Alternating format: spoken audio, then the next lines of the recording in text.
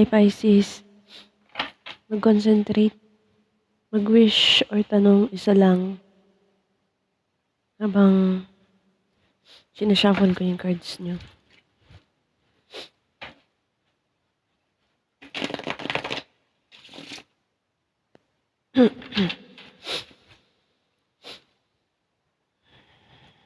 May nakakamiss sa inyo.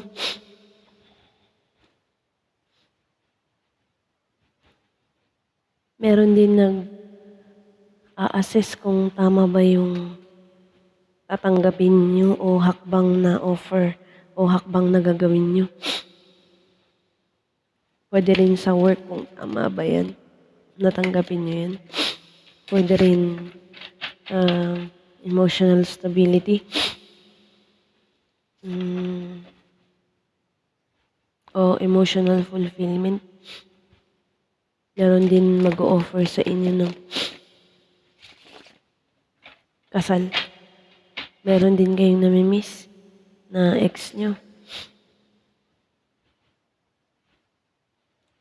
Meron din hindi nakikipag-usap sa inyo, disconnected. Let's begin to see where this goes, guys.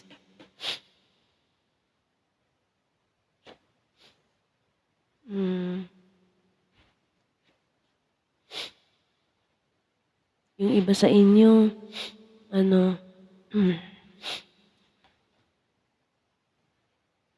magtutour, panandalian lang, o may darating galing sa ibang bansa, panandalian lang din. May iniwanan doon.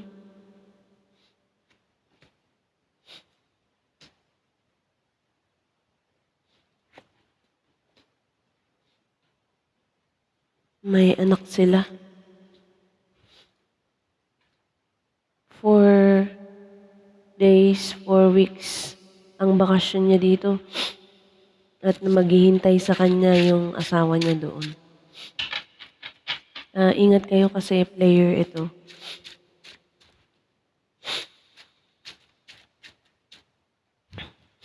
May anak na yan na baby pa.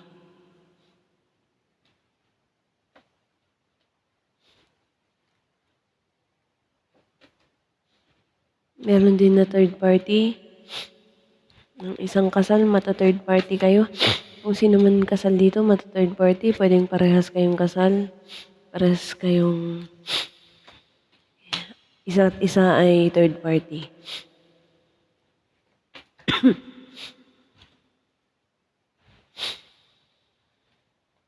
May isang babae, kasal na. Pero, guys, nakipag-jowa pa siya sa iba. Kahit kasal na siya. Aside from sa sinabi ko kanina, meron dito yung kasal na.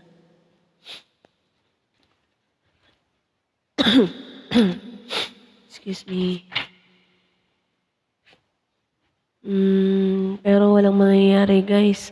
Kung may kasal kayo tapos may jowa kayo o may third party kayo, hindi rin kayo magtatagal. Hindi rin kayo magtatagal niyan.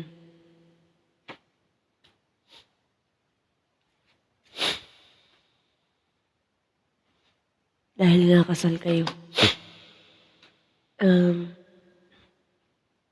May nagbigay ng impormasyon sa isang lalaki na hindi ka panipaniwala pero masamang impormasyon yun.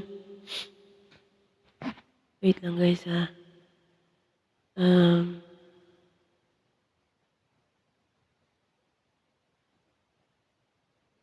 Masamang impormasyon. Pwedeng chismis. Na nakita daw yung na magkasama yung nung gabing yun ang kanyang asawa o kanyang jowa may kasama. Yun ang chismis o sasabihin sa kanya.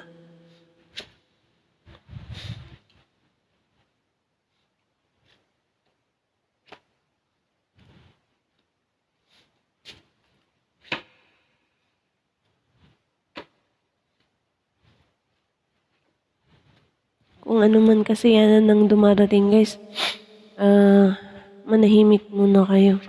para hindi kayo kainggitan. May darating sa isang pamilya na swerte. Kapit lang daw, wag isusuko. Wag susuko. Dahil may i-rebuild. May i-rebuild kayo. Isang pamilya i-rebuild o nawasak dati tapos magbabalikan.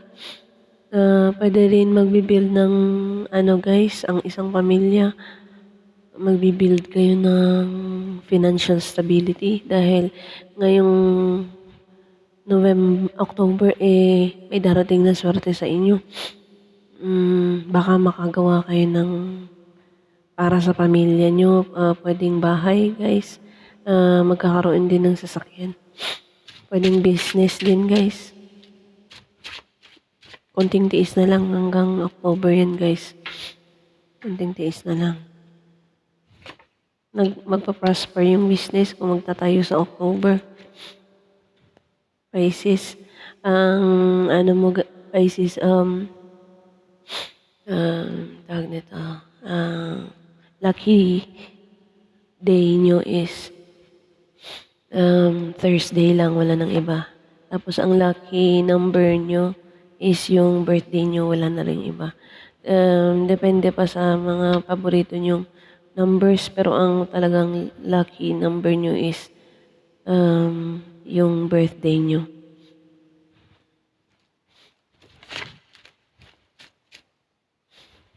Gamitin nyo yung panahon na yan.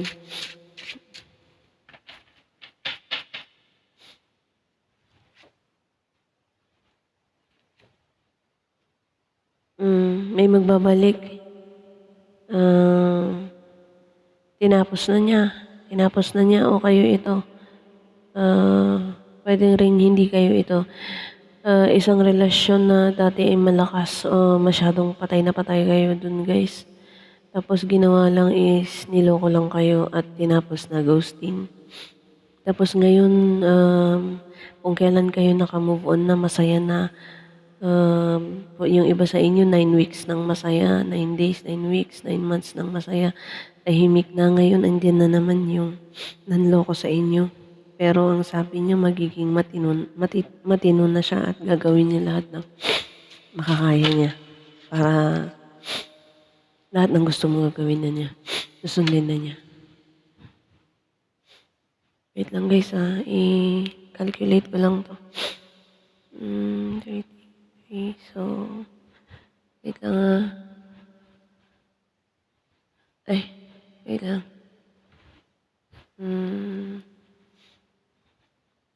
Oo, yun guys. Yung iba sa inyo guys, liligawan na kayo ulit traditionally na panliligaw. Ang gagawin niya, magbibigay ng flowers, ganyan, susuyuin kayo. Dahil may kasalanan siya dati. Nasa inyo na yun kung tatanggapin niyo yan. Sorry naman. Singot ako ng singot dito. Sorry.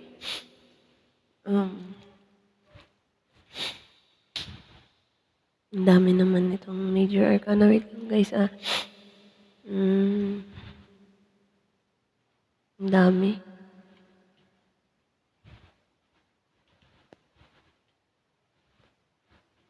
Magdadagdag tayo.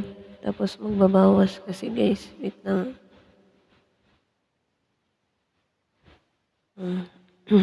May kailangan kayong pagdesisyonan guys. About sa wish fulfillment na matagal nang hindi kayo kinausap o kung tao to matagal, kung love life to matagal na kayo hindi nag-usap, tapos guys, babalik siya o may reconciliation kayo sa lover nyo dati or ex-lover nyo. Tapos guys, meron na kayong iba, so may bago na kayo. Yung iba iiwasan nyo, pero bibigyan pa rin kayo ng guys, pagdedesisyonan nyo. Kung tatanggapin nyo ba yung dating lover nyo, yung ex nyo, o dire-diretso na kayo dun sa bago. Tapos guys, kung hindi ito love life, financially, yung trabaho na dati hinahabol-habol mo, hindi bakante noon, ngayon na ayaw mo na siya, ngayon pwede na.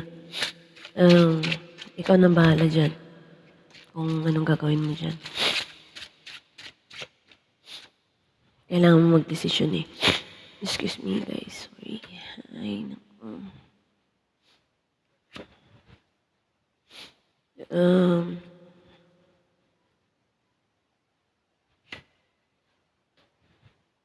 Nasaktan na kayo dati. Ayaw nyo na ulit masaktan kasi alam nyong napakasakit na ng dati. Ayaw nyo nang bumalik dun. Aside from sa sinabi ko kanina, meron offer sa inyong um, something na uh, pwedeng breakthrough sa buhay nyo, pwedeng love life din.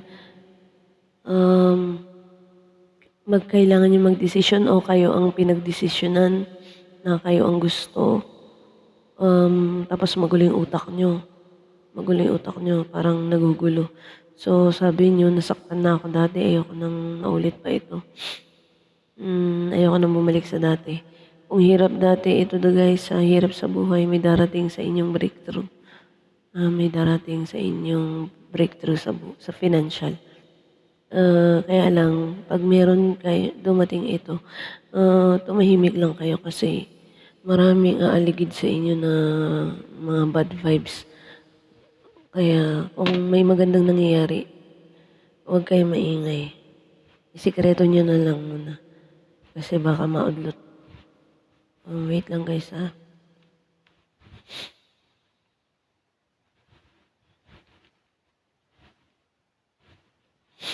May swerte guys. Ang breakthrough nyo is Wheel of Fortune. Ang breakthrough nyo. So, ibig sabihin guys, magtiis lang ng konti. Konting tiis na lang. Kailangan nyo rin magdesisyon. Kailangan nyo rin magdesisyon.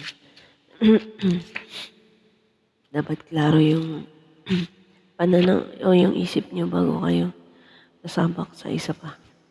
Pero good naman yan kaya tanggapin nyo.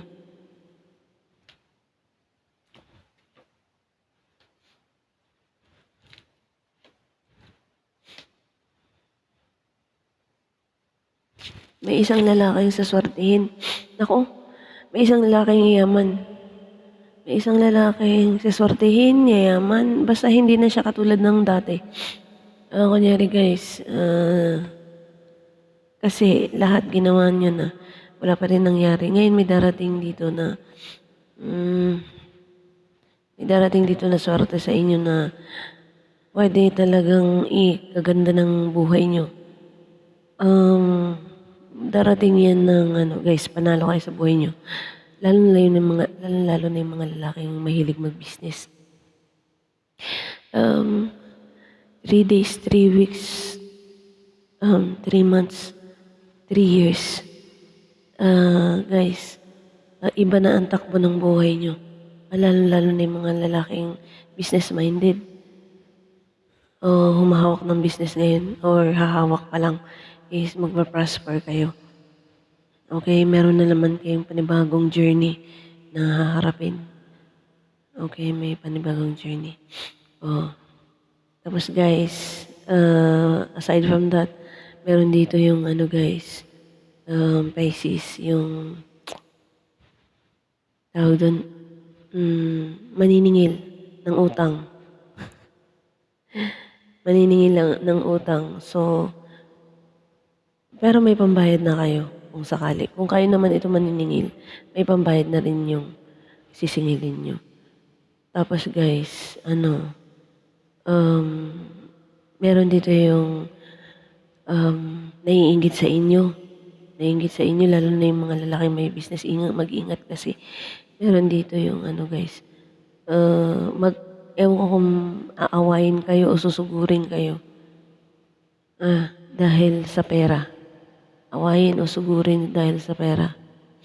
Pero huwag kayo mag-alala, panalo kayo dyan. Kayong panalo dyan.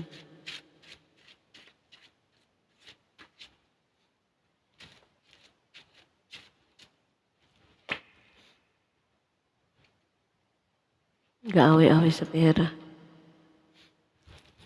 Guys, meron kayong mabigat na Hindi nyo na alam gagawin nyo. May darating na punto sa 8 days, 8 weeks, 8 weeks, 8 days, 8 weeks, or 2 days,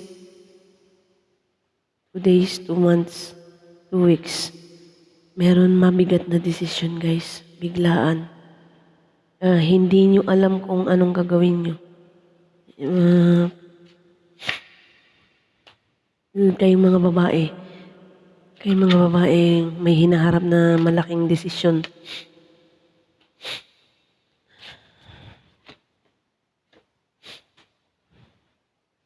Kung pupunta ba kayo sa third party o hindi. O mapapasok kayo sa third party, hindi nyo alam. Kasi yung hinaharap nyo guys, nakatali na siya sa isang relasyon. Nakatali na siya. So, pinagde-decide niya kayo kung gusto niyo daw ba sa kanya. Maki third party sa kanya. Anong klaseng offer naman yan? Kaya pala hindi kayo makadecide. Pero kayo nang bahala dyan guys ha. Pero kung ako sa inyo, wag na. Kasi guys, nakafocus kayo sa nakafocus kayo sa may hinihintay kayo na desisyon o nakaharap na kayo sa isang desisyon o darating pa lang yan. Tapos guys, mapapa third party kayo kung hindi kayo lalayo. So, pwedeng ang gusto nyo, iiwan nyo yung guys, yung kasama nyo ngayon tapos pa kayo dun sa third party. Yun ang parang nangyayari dito. Biglaan na darating yung desisyon na yan. So, ang nakikita ko dyan is parang guys, oo kayo. Pikit mata lang kayo magdedesisyon. Bahala na. Pero alam mo guys, huwag mo nang gawin kasi mati-10 of sword kayo. So, ibig sabihin guys, masasaktan lang kayo. Magkakaroon din ng ending yung sasamahan yung taong yan kay mga babaeng Pisces. Okay? Kasi meron yan nakatali yung lalaki sa isang relasyon. So, pwedeng marriage yan guys. Na hindi nakikipag-usap dito, namimiss ka. Namimiss ang dating mga pinagsamahan nyo, yung mga pinupuntahan nyo. Namimiss niya, inaaalala niya. Ngayon, sabi niya gusto kayong kausapin o pwedeng nakakausap nyo na yan. Naku, mag-offer ng love. Mag-offer ng love sa inyo guys, Pisces. Pwedeng mauwi sa kasalan Pwedeng mauwi sa kasalan. Baka ex mo ito kasi namimiss ka meron na dating pinagsamahan.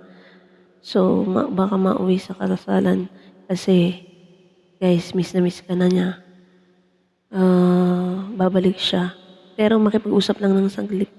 I mean, yung lang, low-key lang na, hi, hello, ganyan. Musta na? Ganun. Tapos, nasa inyo na yan, baka offeran niya kayo ng kasal. Pero true love na. Kung sa susunod ulit, true love na.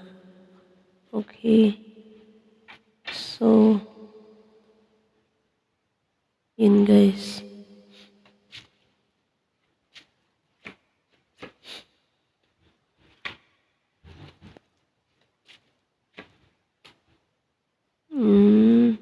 May isang babae na kung sino yung naghahawak ng pera o sinong kumikita o sinong may business, mag-ingat dahil may guys, may pwedeng nangungupit, may kinukupitan kayo, inuuto-uto kayo, pwedeng pinipirahan lang kayo ng isang lalaki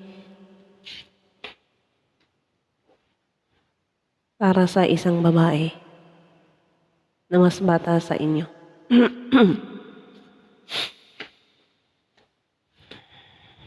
So, nagtatrabaho sa inyo. Kung sino man may mga Pisces na mayroon business, meron dito ang isang lalaki na hindi nyo alam, pwedeng nangungupit siya.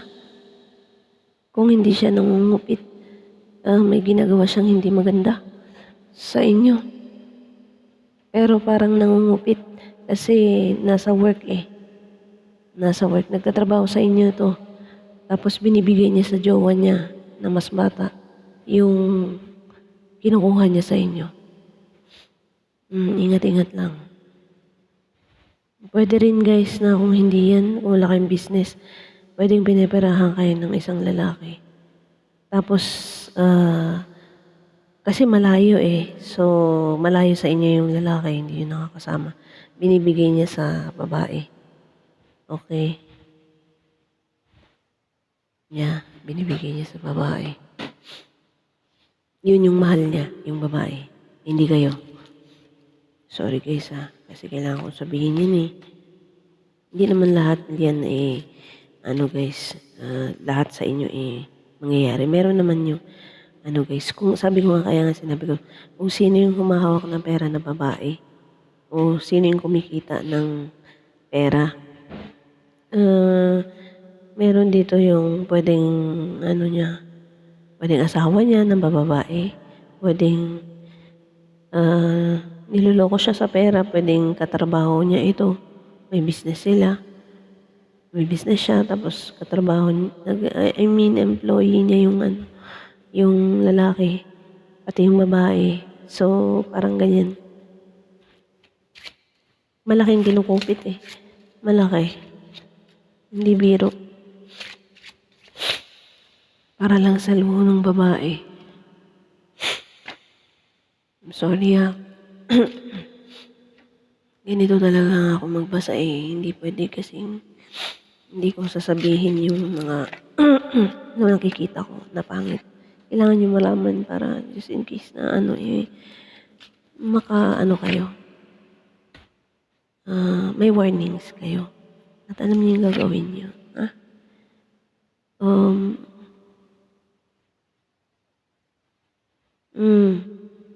May guys, may pamilya na may mga anak, may mag-asawang, may mga anak, nagkahiwalay, babalik. Okay, wait lang guys. Meron ditong guys, may pamilya yung tao. May pamilya yung tao. Walang sinabi kung babae o lalaki dito, basta pwedeng parehas babae o lalaki o parehas sila. Or pwedeng babae lang o lalaki lang. Meron dito yung may anak kayo. May anak kayo sa lalaking may asawa o babaeng may asawa. Ngayon guys, naghihingi kayo ng support. Bumalik siya sa asawa niya. So, pagbalik niya sa asawa niya, ng bababae na naman siya o ng lalaki na naman siya. Sa iba naman. So, yun ang mahirap guys. Pero parang more on lalaki ito. Kasi meron dito night. So, guys, yan. Pwedeng, guys, yung lalaki talaga ang naanakan kayo. Tapos, ngayon, dali-dali na umalis o kaya humihingi kayo ng suporta, bigla siya nawala. So, wait lang guys. Dali-dali, bigla na lang ayaw na magparamdam ganun. O ang daming dahilan. Tapos bumalik pala siya sa pamilya niya. Pagbalik niya sa pamilya niya, meron na naman siyang ibang nililigawan. O baka anakan na naman niya yun. Diyos ko po. Kung kayo ito guys, huwag nyo nang gawin. Kasi marami kayong masasaktan, pati mga bata madadamay. Wala sila, hindi nila gusto yung ganyan. Silang kasalanan. May sikretong, wait lang. May stalker kayo. Kay mga babae, may mga stalker kayo. Tapos guys, may na-frustrate sa inyo na gusto kayong guys, ilab na ilab sa inyo. Parang guys, iba-iba yung inasa isip niya. Pero, syempre, napafrustrate siya. Ano guys, ini-stalk niya kayo ng hindi mo alam. So, pwedeng pinagnanasaan ka niya. Ang pangit. Pero yun yung nakikita ka dito eh. So, yun guys. Meron lang naman na meron kayong stalker na pinagnanasaan kayo. So, huwag kayong mag-post ng mga ng mga daring na hubad-hubad ganun. O, o yung mga sexy o shorts na maiikli. Para makaiwas. Um, hanggang dito na lang, Pisces. Next time ulit. Pero regular na siguro ako mag-post. Sana nakatulong ako sa inyo. Uulitin ko ang lucky day nyo is Thursday. Is Thursday lang. Thursday only. Gamitin nyo yung panahon na yan. Gamitin nyo yung araw na yan. Kung magdasal kayo, gamitin niyo yung araw na yan para mag-request kayo kay God. Yun. Para mabigyan kayo ng mas malakas na blessing. At saka, ang birthday nyo is yun yung pinaka-lucky number nyo. Okay? Yun lang talaga. Hanggang dito na lang po, guys. Mag-iingat kayo, Pisces. Okay? May God bless you all. And sana, kung sino man yung may mga karamdaman, gumaling na lahat. Okay? God bless you. I love you so much. And kita-kita tayo ulit. And maraming salamat po sa mga nag-likes, shares, and nag-subscribes. Hanggang dito na lang, Pisces. Bye! Good night!